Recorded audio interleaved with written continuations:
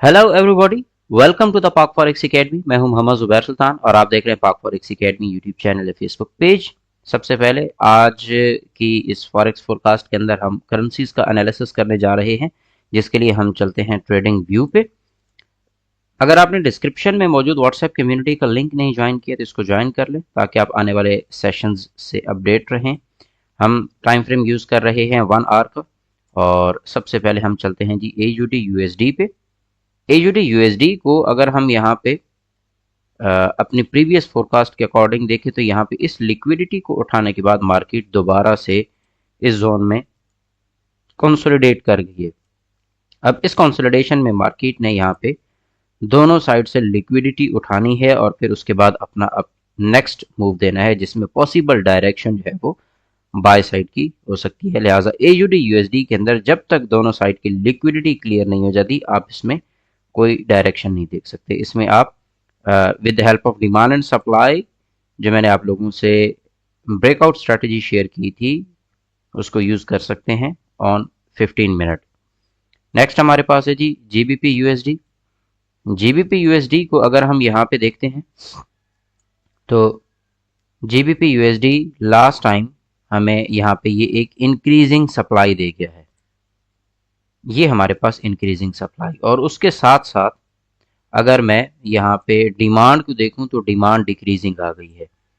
अब यही वजह है कि मैंने आपको यहाँ पे ये मार्क करवाया था कि जब तक ये एरिया ब्रेक नहीं होता हम GBP USD में बायर शिफ्ट नहीं होंगे।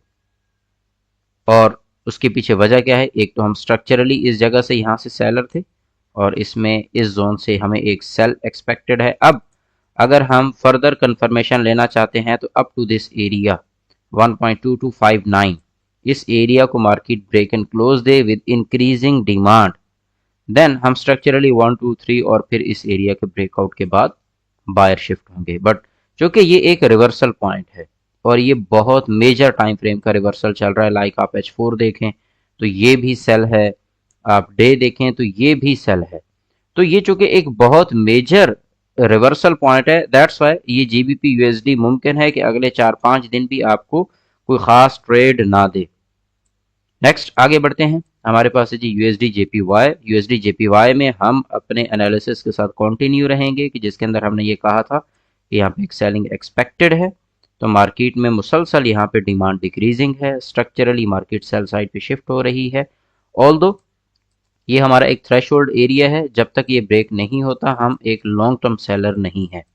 इसमें ये जो हमारा रिट्रेस का क्राइटेरिया 50% सेलिंग और वो सारी चीज़ें चल रही हैं, बट लॉन्ग टर्म के लिए USD JPY में जब तक ये एरिया ब्रेक नहीं होता हम सेलर नहीं है। पॉसिबली आज के दिन में आपको इस एरिया का ब्रेकआउट मिल सकता है। नेक्स्ट हमारे पास है जी USD कैड में हम अपने एनालिसिस के साथ कंटिन्यू रहेंगे और मार्केट अब की बार अब ये जैसे ही इसका ब्रेकआउट करके इसको रीटेस्ट करने जा रही है तो this is our final threshold, जिसके ऊपर हम यहाँ पे USD कैड में सेलर शिफ्ट हो सकते हैं।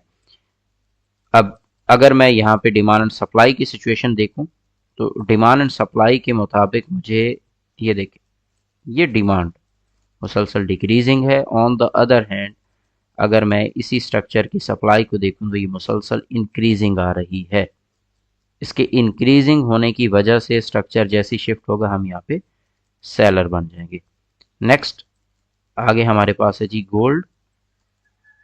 गोल्ड में मैंने आपसे दो रेफरेंसेस शेयर किए थे कि मार्केट यहाँ से पॉसिबली ये अप, ये डाउन और उसके बाद ये इंटरनल स्ट्रक्चर में अप जा रही है। अब एक बात को आप समझें कि ये जो आपके पास सेल है ये इसका इंटरनल बाय जा रहा है। अगर ये मेजर टाइम फ्रेम का बाय होता तो ये यहां से डायरेक्ट बाय जाता, लेकिन ये जो इंटरनल स्ट्रक्चर बना के जा रहा है ये इस सेल का रिट्रेस है। इसका मतलब ये है कि आपको एक अच्छी सेलिंग मिलने वाली है गोल्ड के अंदर और इसमें अब लिक्विडिटीज जो हम टारगेट कर सकते हैं वो हमारे पास ये एरिया है, उसके साथ ये एरिया है। इन दो में से एक लाजमी उड़ने वाला है।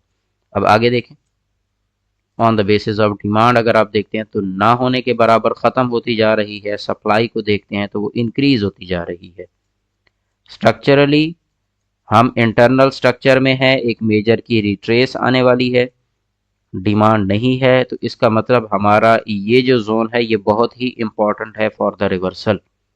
इसमें मार्केट इस एरिया से भी रिवर्स हो सकती है लिक्विडिटी उठा के, बट ओवरऑल ये जो आपके सारे का सारा इंटायर जोन है, इस जोन में आपको अपोज ट्रेड मिलने के चांसेस बहुत ज्यादा हैं बनस्पत कंटिन्यूएशन के।